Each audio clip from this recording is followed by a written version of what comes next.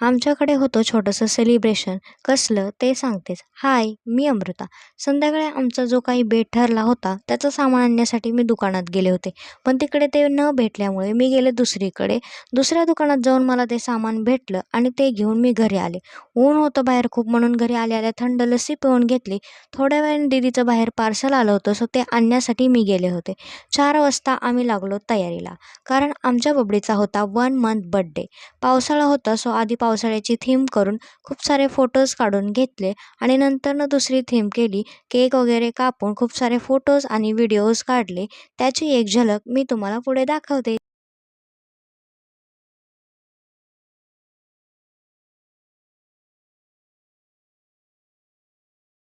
रात्री मस्त चिकन बिर्याणीचा बेत होता.